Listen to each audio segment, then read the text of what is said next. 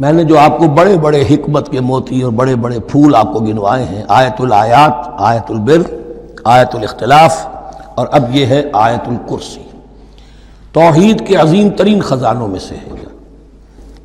ہی سیدۃ آیات القرآن، حضور نے فرمایا یہ تمام آیات قرآنی کی سردار ہے۔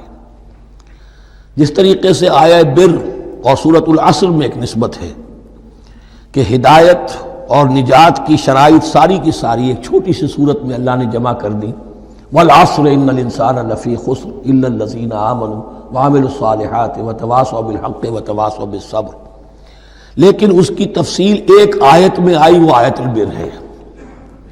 چنانچہ جو منتخب نصاب ہم نے مرتب کیا ہے دعوت قرآن کے لیے، میں پہلا درس سورۃ العصر کا ہے اور دوسرا درس آیت البر کا ہے۔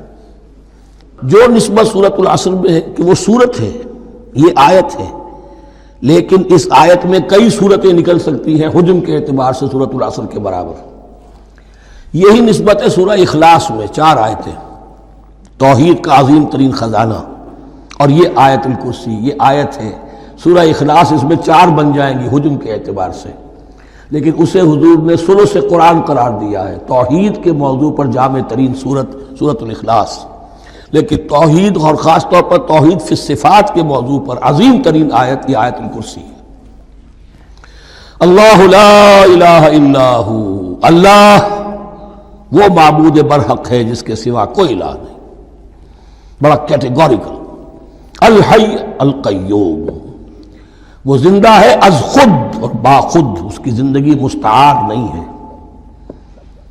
وہ جو کہا ہے کہ مانگ کے لائے تھے 4 دن، 2 آرزو میں کٹ گئے 2 انتظار میں، عمر دراز مانگ کے لائے تھے، اللہ کی زندگی ہے، اس کی از خود زندگی کسی کی دی ہوئی نہیں، اور اس زندگی میں کوئی ضعف نہیں، کوئی کمزوری نہیں، کوئی احتیاج نہیں، آگے آ جائے گا، نہ اسے نیند آتی ہے نہ اونگ آتی ہے۔ قیوم، خود اپنی جگہ وہ زندہ جاوید ہستی ہے، اور باقی ہر شے کا وجود اس کے حکم سے قائم ہے، کوئی شے قائم نہیں ہے بغیر اس کے اذن کے۔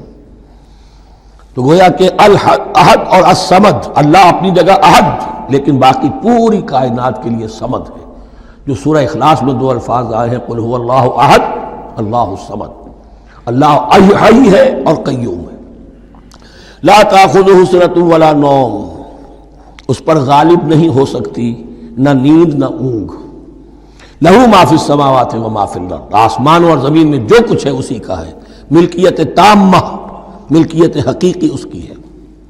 من ذا الذی یشفع عندہ الا باذنہ، کون ہے وہ جو شفاعت کر سکے اس کے پاس مگر اس کی اجازت سے۔ اب یہ مقام آیا ہے سورہ بقرہ میں پہلی مرتبہ، 3 مرتبہ کیٹیگوریکل ڈینائل کے بعد، کوئی شفاعت نہیں، کوئی شفاعت نہیں، کوئی شفاعت نہیں۔ یہاں بھی جو انداز ہے بہت ہی جلالی انداز ہے، منظر نظری، کس کی یہ حیثیت ہے، کس کا یہ مقام ہے، کس کو یہ زور حاصل ہے کہ وہ اپنے اختیار کے بل پر، جو اپنی حیثیت کی بنیاد پر شفاعت کر سکے؟ ہاں، جس کے لیے اللہ اجازت دے دے۔ استثناء کے ساتھ شفاعت کا یہاں پر پہلی مرتبہ آیا، ورنہ سورہ بقرہ کے 6 رکوع کی دوسری آیت، واتقوا یوما لا تجزی نفس عن نفس شیئا ولا یقبل منها شفاعۃ ولا یؤخذ منها عدل ولا هم ينصرون۔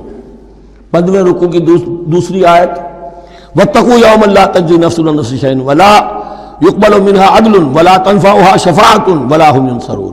اور اب اس سے پہلے کی آیت میں آ چکا ہے ولا شفاعہ، کوئی شفاعت مفید نہیں ہوگی، لیکن یہ کہ اس میں ایک استثناء ہے۔ اب یہ ذرا باریک مسئلہ ہے کہ شفاعت حقہ کیا ہے، شفاعت باطلہ کیا ہے، تو دورہ ترجمہ قرآن میں اتنی تفاصیل کے ساتھ بحث نہیں کی جا سکتی، وہ ایک علیحدہ موضوع ہے، حال ہی میں نے اس پر اپنے درس ریکارڈ کرا دیے ہیں۔ یعلم ما بین ایدیہم وما خلفہم، وہ جانتا ہے جو کچھ ان کے سامنے اور جو اس کو پیچھے ہے۔ عام طور پر دنیا میں ہم سفارش کرتے ہیں تو کہتے ہیں کہ بھئی میں جانتا ہوں اس شخص کو بہتر، اصل میں جیسا کچھ یہ نظر آتا ہے ویسا نہیں ہے، یا جیسا کچھ فیکٹس آن دی فائل آ گئے ہیں وہ بڑے ہی ڈیسیونگ ہیں، اصل حقائق کچھ اور ہیں اس کیس کے، وہ میں آپ کو بتاتا ہوں۔ یہ بات اللہ کے سامنے کون کہہ سکتا ہے، جبکہ اللہ تو جانتا ہے جو کچھ ان کے سامنے اور جو کچھ ان کے پیچھے ہے، اور ان کا حال یہ وَلَا يُحِيطُونَ بِشَيْءٍ مِّنْ عِلْمِهِ إِلَّا بِمَا شَاءَ، اور وہ احاطہ کر ہی نہیں سکتے اللہ کے علم سے کسی شے کا سوائے اس کے جو اللہ چاہے۔ باقی ہر ایک کے پاس علم جو ہے اللہ کا عطائی علم ہے، دیا ہوا علم ہے، محدود علم ہے، بڑے سے بڑا رسول ہو، بڑے سے بڑا ولی ہو، بڑے سے بڑا فرشتہ ہو۔ لا علم لنا الا ما علمتنا، ہم پڑھائیں چوتھے رکوع میں، تو کون کہہ سکتا ہے؟